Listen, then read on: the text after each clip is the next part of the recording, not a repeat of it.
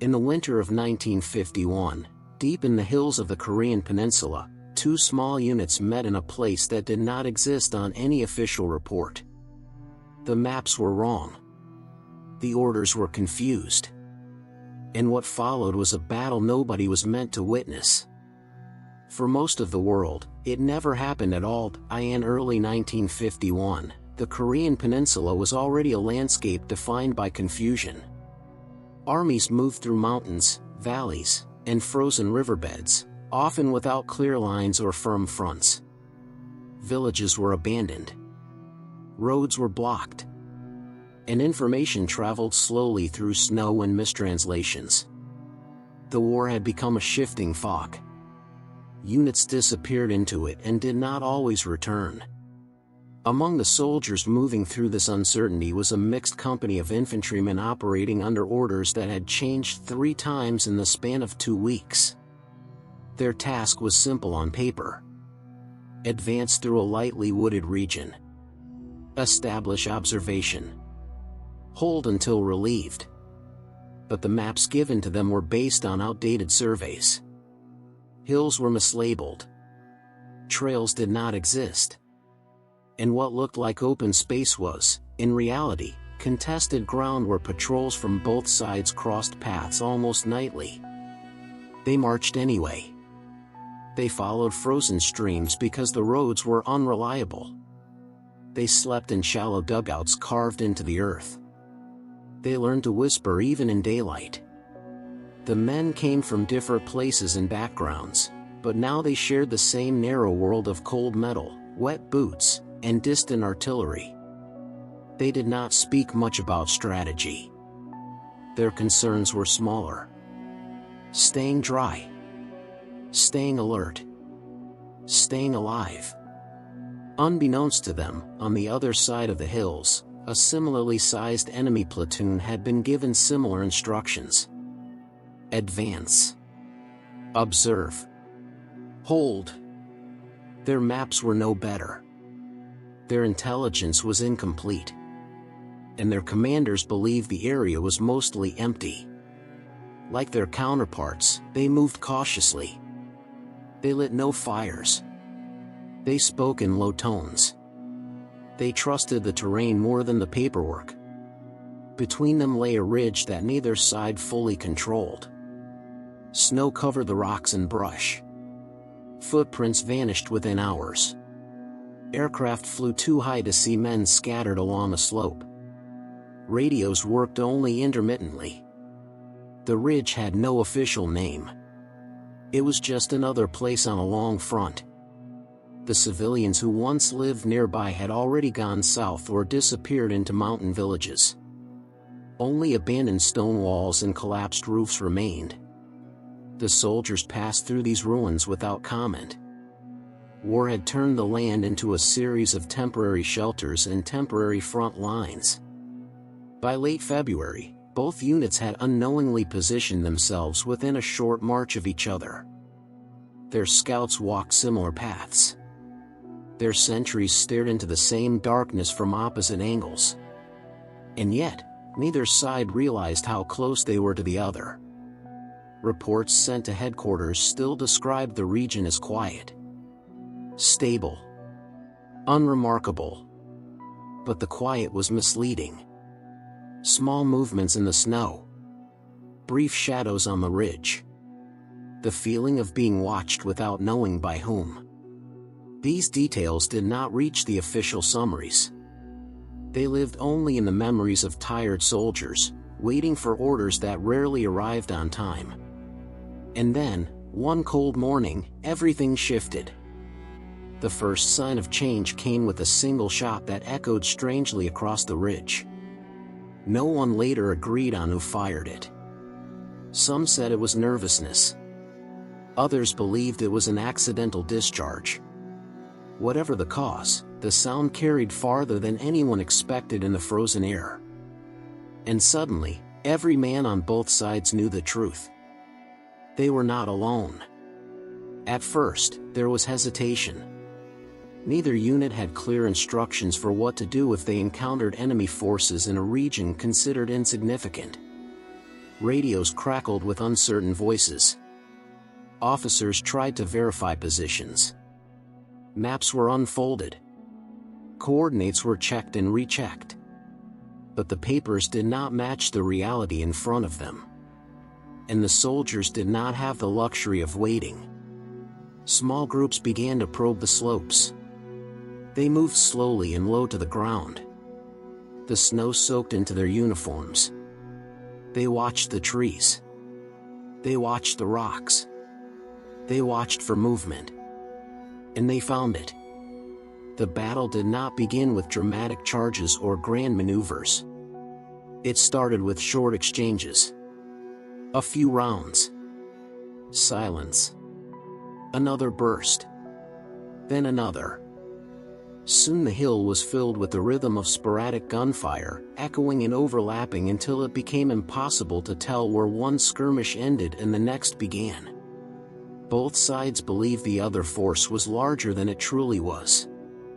In the confusion of sound and terrain, every shadow looked like a squad. Every rustling branch suggested encirclement. Orders became simple and urgent. Hold position. Do not retreat. Watch the flanks. Medics crawled from man to man. Wounded soldiers whispered so they would not draw fire. Ammunition was counted carefully. Food was shared in small portions. There was no time to think about broader strategy. The ridge itself became the world. Through all of this, headquarters on both sides remained largely unaware of what was happening.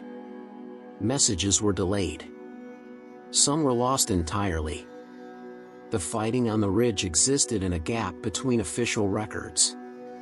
It was too small to attract attention. Too isolated to affect the larger plans. Yet for the men involved, it was everything. As the days went on, the sense of tension deepened. The weather did not improve. The snow crusted into sharp ice. The wind cut through clothing. And still, neither side withdrew. They had been told to hold. So they stayed. No journalists were present.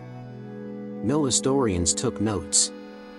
The world continued elsewhere, unaware that on a nameless hill in 1951, a quiet and unintended confrontation was slowly reaching its breaking point. And then, the real fighting began. The climax came suddenly, without warning, like a storm breaking over the ridge. Both sides launched coordinated pushes within hours of each other, unaware they were acting in near-mirror response. Men advanced through shattered brush and frozen soil. They slipped. They staggered. But they kept moving forward because the orders were finally clear. Take the position. Gunfire rolled across the hill in sustained waves. It echoed into the valleys and faded into the cold air. Grenades burst against rock faces, scattering fragments in snow. Voices shouted commands that were sometimes lost in the noise. Others were simply not heard again. There were no dramatic speeches. No declarations. Just movement. Pressure. Survival. The ridge, once quiet, now bore scars of the fighting. Trees splintered. Earth tore open under explosions.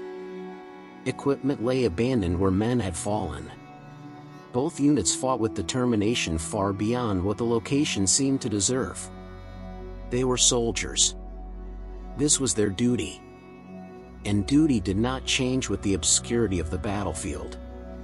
Casualties mounted quickly. Medics did what they could, but there were too few of them. Some men dragged their wounded comrades into shallow cover. Others remained where they fell. The snow darkened in patches. The air smelled of smoke and frozen soil. At the height of the chaos, the two units came closer than ever before. Some soldiers later claimed they could hear their opponents speak. Short words. Commands. Prayers. None of this was recorded officially. It survived only in fragments of memory. And then, Just as rapidly as it had begun, the fighting started to fade. Ammunition ran low. Positions stabilized. The will to push further diminished. Both sides realized the cost of continuing would far outweigh any tactical gain. Quietly, without negotiation or ceremony, the intensity ebbed away. The ridge fell still again. In the aftermath, the surviving soldiers tended to the wounded. They gathered what equipment they could. They counted their losses. And they waited, uncertain of what would come next. When reports finally reached higher command, they were brief and incomplete.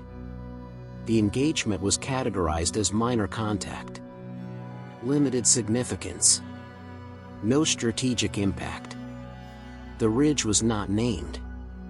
The men involved were rarely mentioned in dispatches. And yet, for those who were there, it was the defining moment of their service. A battle fought in isolation. Unplanned. Unwitnessed. Unrecorded in detail. A battle nobody was supposed to see. When the orders finally arrived, they were simple. Withdraw. Leave the ridge.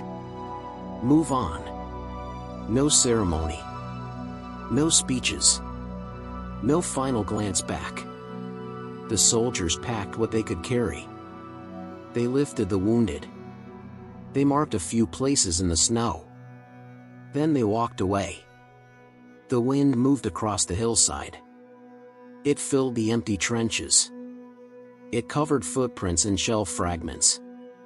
Slowly, the ridge returned to silence. Only the broken trees remained. Only the scars in the frozen earth. The dead were gathered later. Not all of them. Some were missed. Some were buried by snow and time. Their names were recorded. Sometimes incorrectly. Sometimes not at all. Reports were written. They were brief. They used small words. Minor contact. Limited significance. Local engagement. No place name was given. Just coordinates. Just a date. Just another entry in a long war. Headquarters did not discuss it. Strategists did not debate it. Journalists did not write about it. The ridge faded from the record. It became an unmarked point on an old map. Nothing more. The soldiers who survived remembered it differently. They remembered the snow. The silence. The gunfire that sounded closer than it should have. They remembered the men who did not return. But memory is fragile. Years passed. Voices went quiet. Details slipped away. The land changed too. Grass grew where trenches once lay. New paths cut across the slopes. Seasons turned. Winters came and went. The ridge became ordinary again.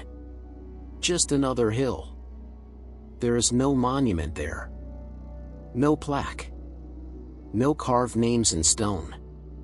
Travelers pass by without knowing. They do not see the lost footprints. They do not hear the echoes. The battle lives only in fragments.